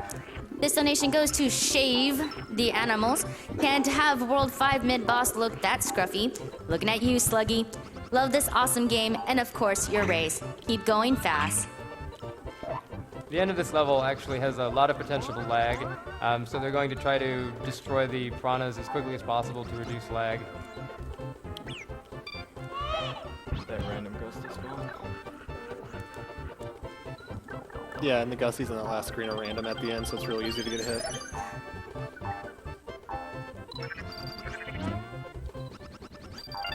$10 donation from Saxon Waxon. Hey guys, loving the Yoshi run so far. Shoutouts to the guy with awesome blue hair in the back. Kill the animals. So in contrast to that auto-scroller, this is a very intense level coming up next. It's probably one of the levels that people playing the game for the first time are going to die on the most, except for the one we mentioned earlier, 5-3. There's platforms everywhere and these rocks, and these rocks are extremely annoying. So what they do is they eat your jumps. There's actually certain frames where it is impossible to jump off of the rocks, so you have to be very careful while jumping off of them. Also, they're going to be doing a fairly risky strat in order to get through one of the green piranha enemies. As you might have seen previously in the run, the green piranha enemies, you can get through them very briefly if you hit them and then immediately run through them. In order to kill them, you have to hit them 3 times, but that's slow. So they're going to be trying to do that in a way that, as you'll see, is a very risky setup.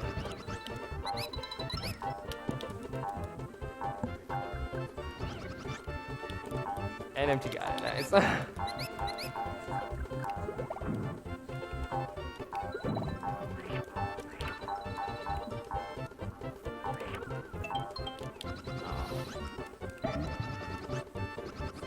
I have a $50 donation from Martin199. Was hoping going to hold up for the Metroid race, but I wanted to see Blindfolded Yoshi's Island. Thanks to the organizers and runner for another great event.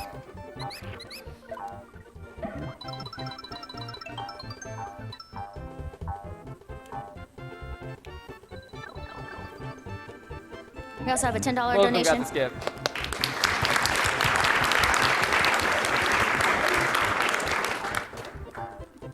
Then a a $10 donation from Matthew Tallery. Yoshi's Island is such a pleasant run, amazing design, sound, and skill. I've been casually running Yoshi's Any Percent for about a year now, and I'm hoping to see some new strats so I can improve. Keep up the great work, guys. Put to whatever Carl wants. Carl, please stream more.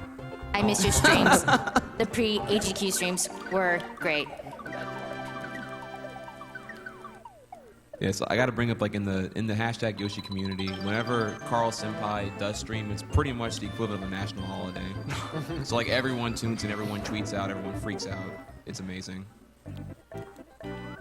Unfortunately, school.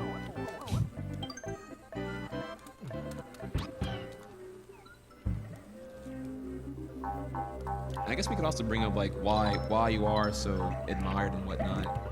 I don't know how other feels about it, but like pretty much to me, Carl is like the godfather of Yoshi Island itself, like the backbone of the community, the reason why the IRC is so active, and just like an absolute encyclopedia of frame data, deep mechanics. Like whenever I have a question that I can't figure out how a certain trick works, usually because Carl's so extensive in the knowledge of the game, within like minutes of watching me fail for 3 hours, he knows why I'm failing a certain thing. Aw, shucks, Fry.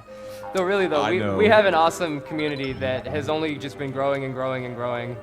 So maybe this is a good time to give some shout outs to a lot of the people in hashtag Yoshi who have been massive contributors over the years, especially like Arn the Great, Nathaniel, Sape, I Got Bored, Two Sky Two Stop. Everybody else behind us is just lined with people who have been contributing over the years. So we have a very awesome community and I'm very happy to be part of it. Me too.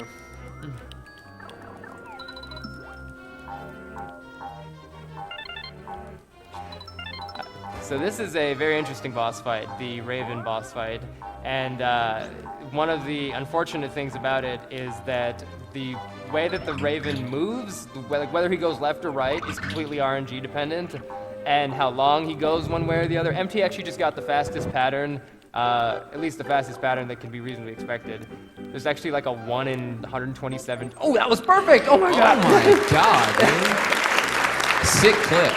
That was best luck and best execution. That could not have gone better.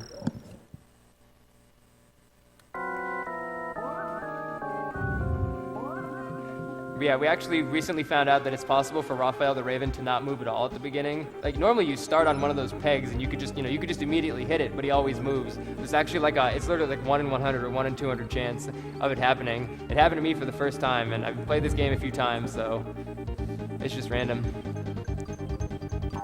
Crispy got the best pattern initially as well, and the best pattern for that, and the best pattern for that. Oh my god!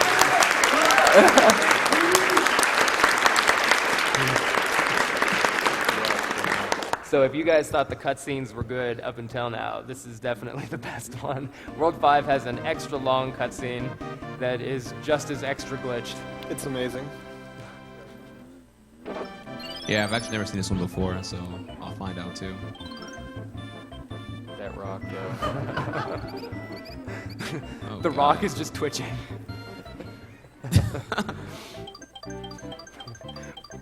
Yoshi's not even there. There's supposed to be a Yoshi in there. Don't forget, you still have time to put in those donations to go towards those prizes for a Baby Bowser Perler and a Yoshi and Baby Bowser Perler.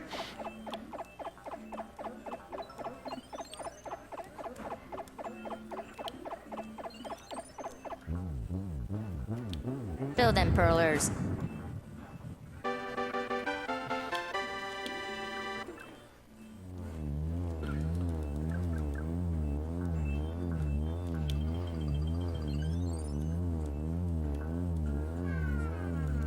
And just so you guys know that the Batman Arkham bid war is starting to get to an end. Right now, City is still winning by 3,309, and Asylum is at 2,515. MT purposefully got rid of all of his eggs for this section because those chomps that fall from the sky are very resource intensive and they lag the game massively. They're When the pretty game is random. lagging, it actually doesn't accept inputs, so it's very easy to just walk off the edge and die because it ate your jump. So again, they're going to go into the falling chomp section with 0 eggs to minimize lag and to minimize dying.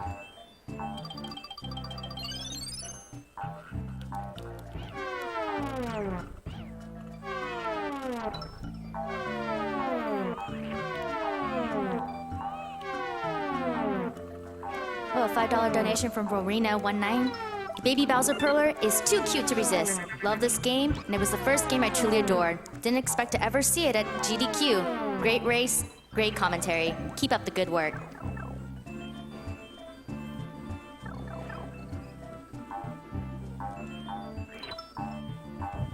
So, like, mechanic-wise, is anything exclusive to World 6 get introduced pretty soon? There's actually some pretty crazy Baby Mario strats that are going to be going on in 6-2. We recently discovered that some walls aren't as high as we thought they were. So you'll be seeing a new strat, hopefully. Oh my gosh. You'll be seeing a new strat, hopefully, when they pull out Baby Mario for the spike section at the end of this level.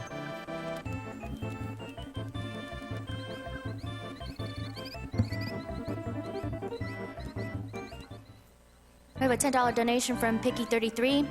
Faster than a speeding bullet, more powerful than a locomotive, able to leap tall buildings at a single bound. Look, up in the sky. It's a bird. It's a plane.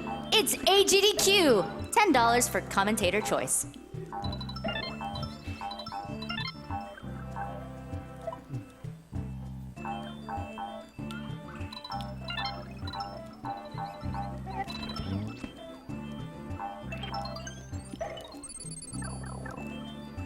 Very nice. Oh, You you just got skipped it. the wall. And also, MT's going to get as few stars as possible because you can't actually go through the goal ring while you're still Baby Mario. So he's just going to cut that very close.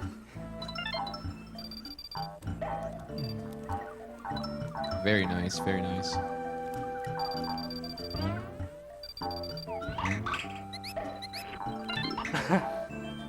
Love it.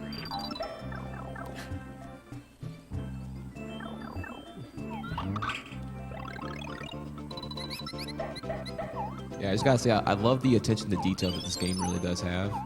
Like, Crispy just threw an enemy at that baseball boy, right? Yep, and it hit it back.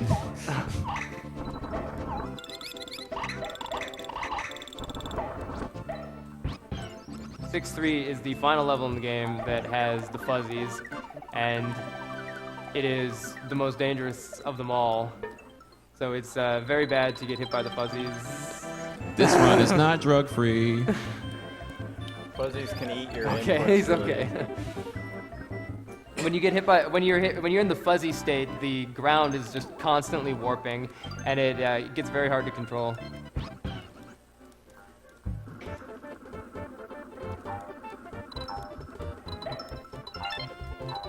We have a $10 donation from Andy Schreiner. My fiance loves Yoshi, and these runs have been amazing. Save the Yoshis. Feed the animals to them.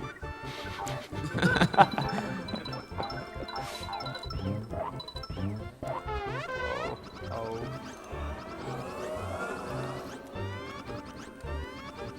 Oh my god! Oh my god. Okay, just to break down what he did there is if you do an extremely precise flutter, you can gain a few pixels of height. He did like 3 of them in a row. You're not supposed to be able to recover by just fluttering in place like that. So in other words, speedrunning really has reached 20xx.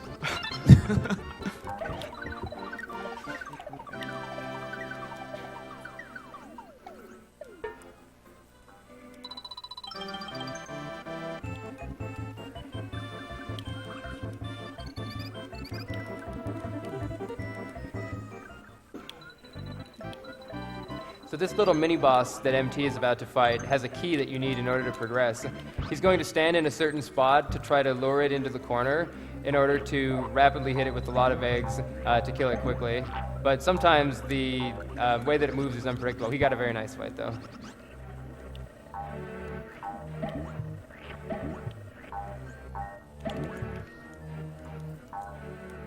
So I know you can lure that slime ball to go left or right, but in any percent it's always best to go right in this case. You can do it both ways. If you lure it to the left, then it might escape and run away. Ah, true, because the egg spitting plant's to the right. So they used one key already in order to get to this pipe section. Normally you need to kill another slime and get another key, but they're going to skip that entirely by doing some very precise fluttering. Allow MT to skip that wall, and he just got it.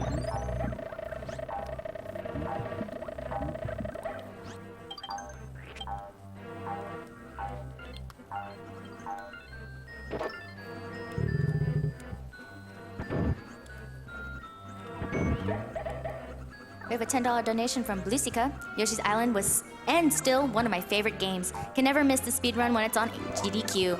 $5 towards kill all the animals to get the better time. $5 towards saving them because I feel really bad about it.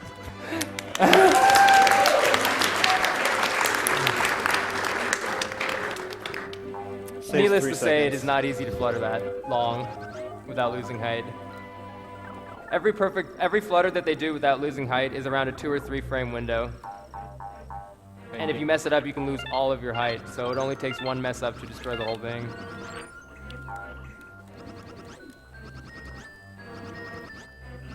Got a $5 donation from Lee. Who the heck dies in 5-6? This guy does. MT's ahead by 1.5 seconds, going all out in World 6. Watch out.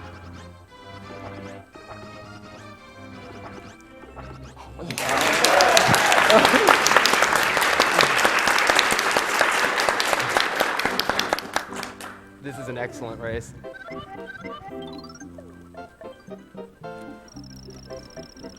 I have a $10 donation from EA Karu. Yoshi, kill the animals. Not Yoshi though. Yoshi's putting a lot of work in to keep baby Mario safe.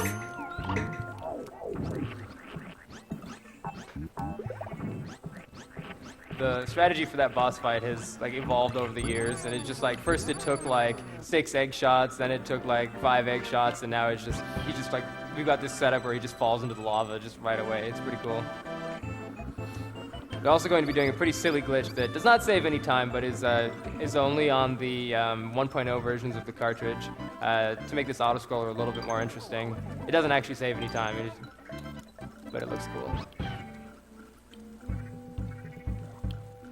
When you grab those Shy Guys right as they're coming out of the pipe, they just lose all physics and just start flying.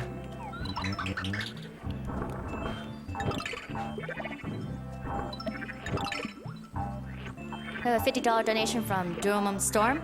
I'm always amazed every year for AGDQ and SGDQ. Congrats to all the runners and organizers. Love all that you do and for great causes.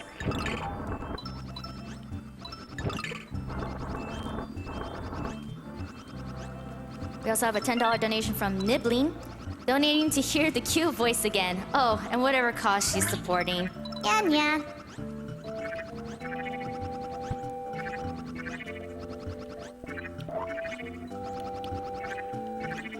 An interesting fact about this level is in order to make a level this big, they actually weren't able to... The level was too big, to be as big as they wanted it to be. So to creatively make good use of resources, the place that Crispy's in right now is actually... They're going to come back to it later on in the level. This level is a giant loop, so it goes around in a circle, and then it comes back out through the same section in order to make the level seem like it's a lot longer than it really was in terms of how much terrain they actually used.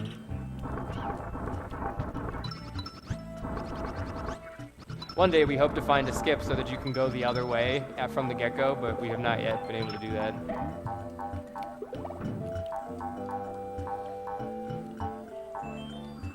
We have a $10 donation from Terra Fim Nieta.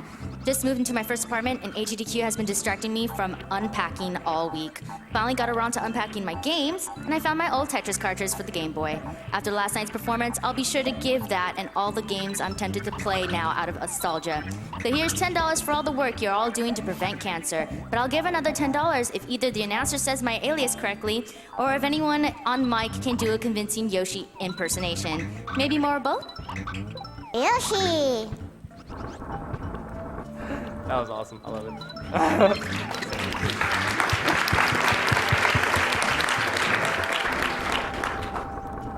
Thank you.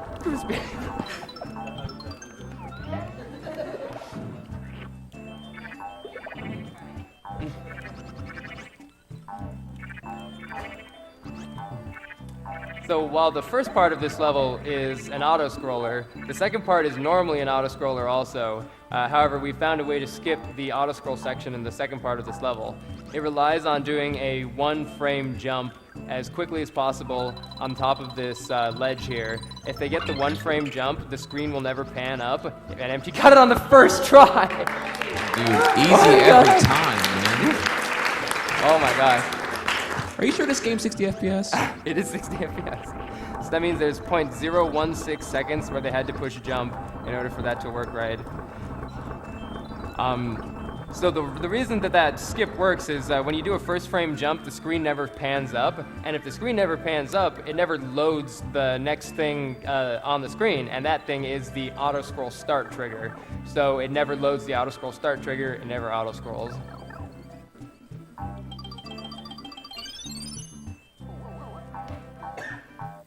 First try as well. Oh my god. Man.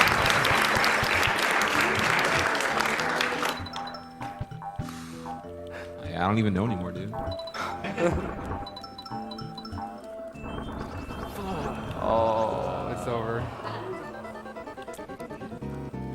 Oh my god. MT, stop! That's So- 2 frame perfect tricks in a row. What you just did. Oh. Whatever. Now you can see what it was that they were skipping. Fortunately, it's not a very long auto-scroller at all.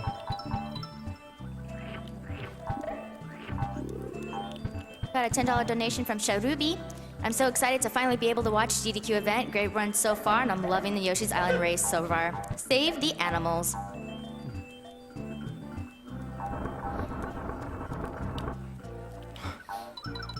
The rocks at the end of this level are pretty annoying because if Yoshi gets stuck on them, they can actually suck him off the edge. So they'll just cancel all of your movement and roll you off the edge. So if you even clip them by just a little bit, it can all be over.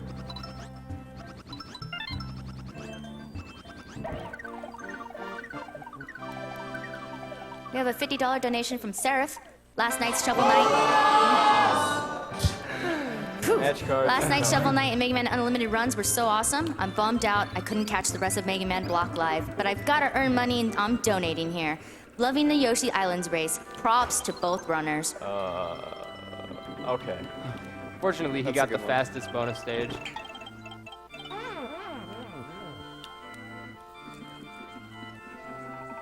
The MT is going to be doing a lot of camera manipulation on this level because you need to, in order for the platforms to spawn, Yoshi needs to, they need to scroll onto the screen.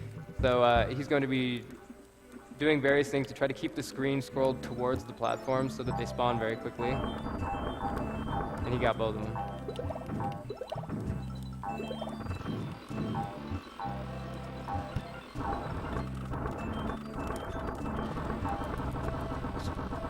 Crispy is going to be using this rock in order to skip the normal way to get this key.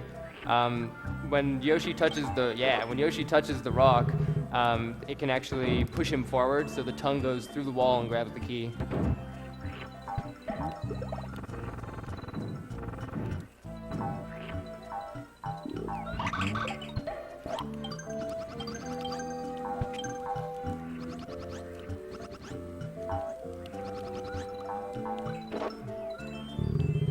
Don't forget, you guys still have time to donate to go towards the Pearlers. They're there. You want them. Yeah, you want them.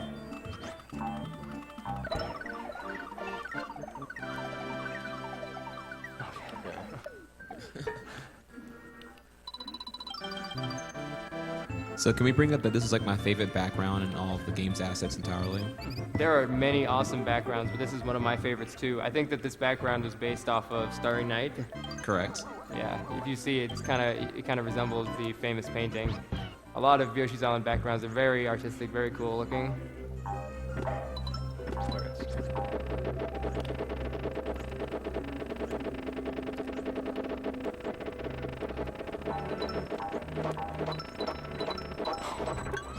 That's new.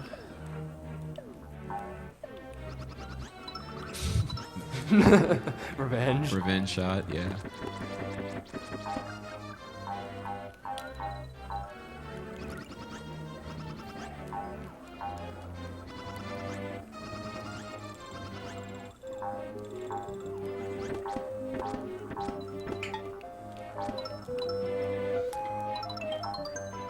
And MT is going to be using this enemy to go through the gate backwards. It's not normally possible to go through those gates like that. But if you use an enemy or an egg that is traveling the opposite direction, if you spit it into the gate at just the right area, then it will allow you to clip through it.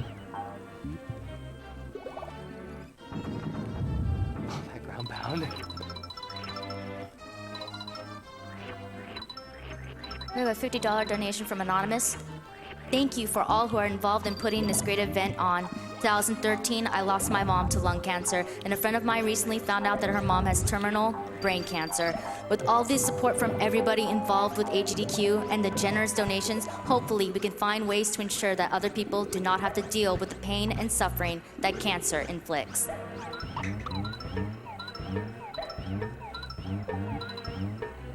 So in the next room that MT is about to enter, there are 4 different doors that you can hit. Fortunately, they always spawn, and they spin really fast. Fortunately, they always spawn in the same section, though. So hopefully he'll get door number 4, and he just did. So door number 4 is by far the fastest door. All of the other, one of them's got like this giant auto scroll. Some of them have like those slime enemies where you need to kill them and get keys. They're all really slow, except for door number 4.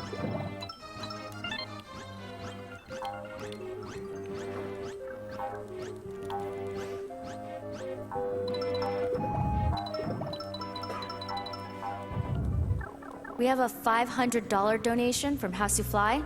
I love Yoshi's Island, and I hate cancer. So here's my contribution to the cause. Cheers to all the runners and people working hard behind the scenes to make AGDQ such a success.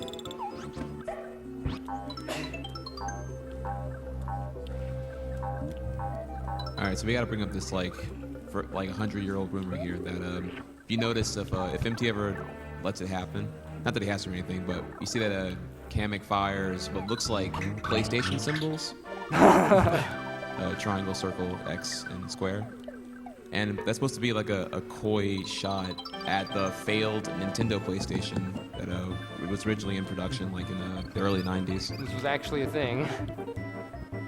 Yeah, Google it, look into it. Crazy story.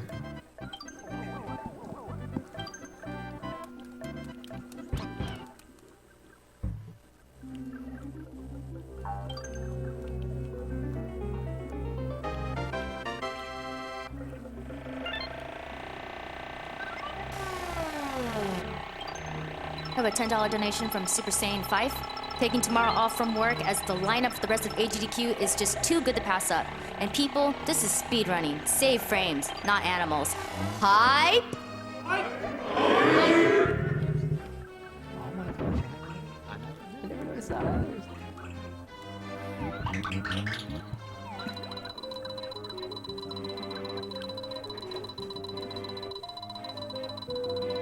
can't. I can't follow. Door number 1 is actually the fastest door, besides door number 4. It's just a lot riskier.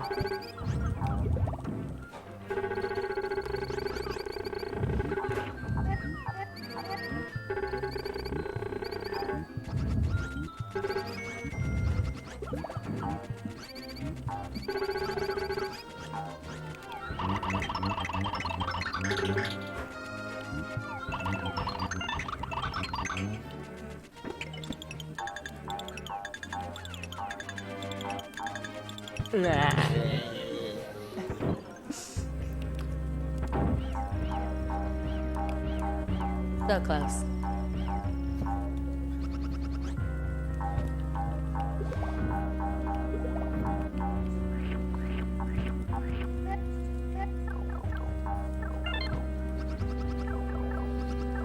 So like in a regular playthrough, the final Bowser fight here is actually pretty intense, right? Oh, absolutely. He starts running at you. I was freaking out when I was a kid. Yeah, honestly, this was like intense nightmare fuel, I imagine, for most kids. Though fortunately, the sound is awesome. I think it's one of the best songs in Yoshi's Island, the final boss music. So there are so many good songs.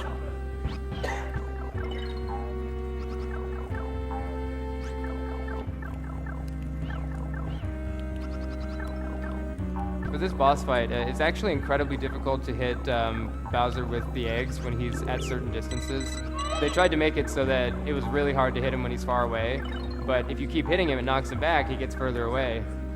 So there are very precise egg shot lineups to try to still hit him when he is still far away, but it is very difficult.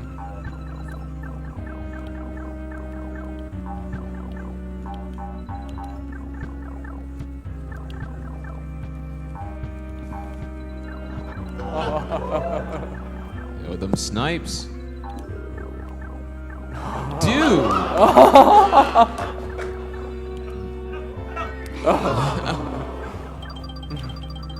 You guys didn't know MT's a very high tier COD pro player in his pastime. It's worth pointing out though that while he is running at you like that, sometimes it's actually whoa. Sometimes it's actually impossible to hit him at all. That was time. That's time for me.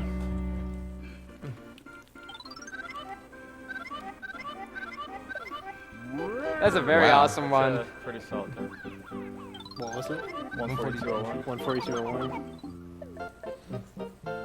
Top 5 still.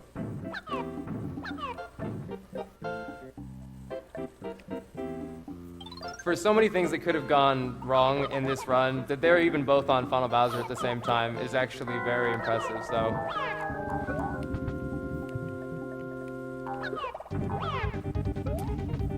During that crazy tongue glitch that they did earlier, if you mess it up, what happens is the game actually freezes. That's what happens when you don't ever do it. The game actually freezes if you mess up the tongue glitch that they did earlier. We actually had a backup cart ready in case it went down. It can erase all your saves too. It's pretty rare, but apparently it's happened.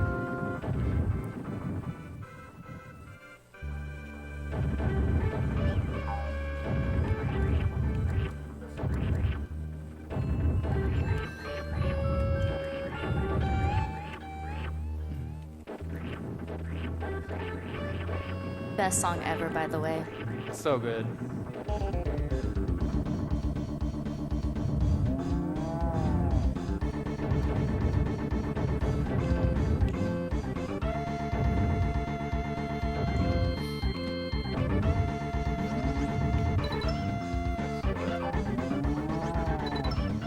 In order to get the eggs to spawn as fast as possible, Crispy will do some manipulations where he looks left and right to scroll the screen, and that makes the egg spawn a little bit faster than you'd be able to get them normally.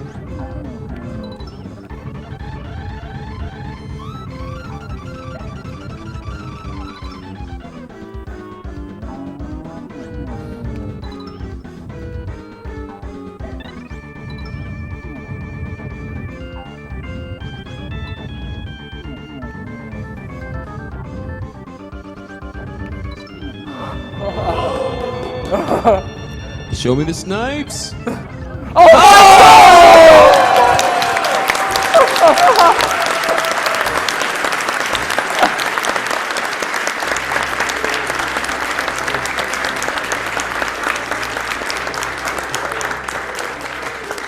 That last egg shot was definitely one for him.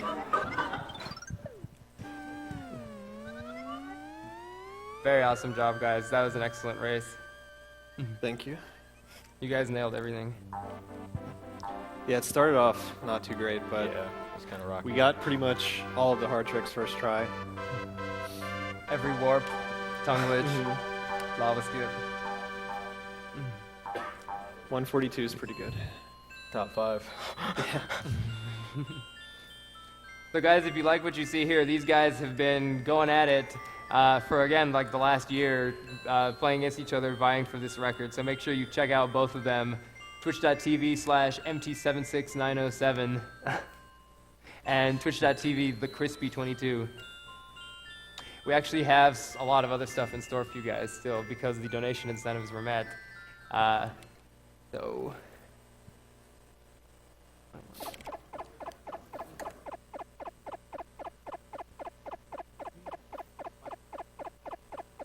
We have a $15 donation from Regicide. Thank you, AGDQ, for robbing me of all my sleep and keeping me from studying for my finals. Amazing run so far. Always love to see the task spot and awful games done quick.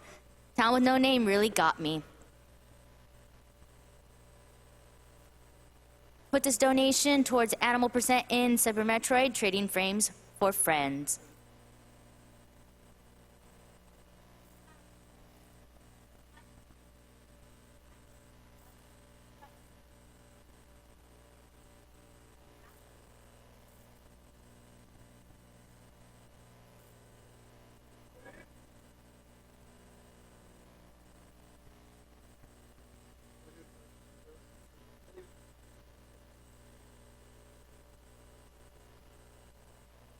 We have a $125 donation from Tonic. This is for my KSG buddy in Japan and Dunguri. This money goes towards DNGR file name for Super Mario RPG.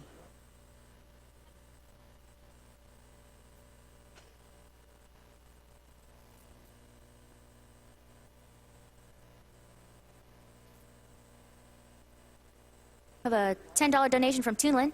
Want to know something awesome? This is my first year watching AGDQ cancer-free.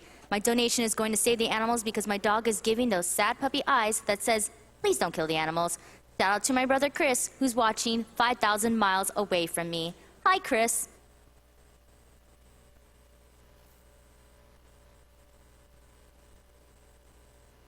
A $10 donation from Hero Mystic. I told myself I shouldn't donate anymore, but the announcers Yoshi and Preston is too kawaii.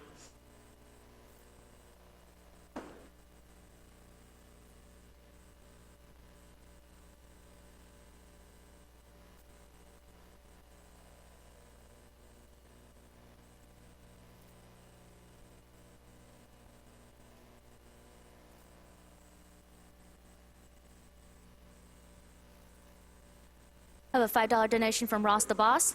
Praise the run.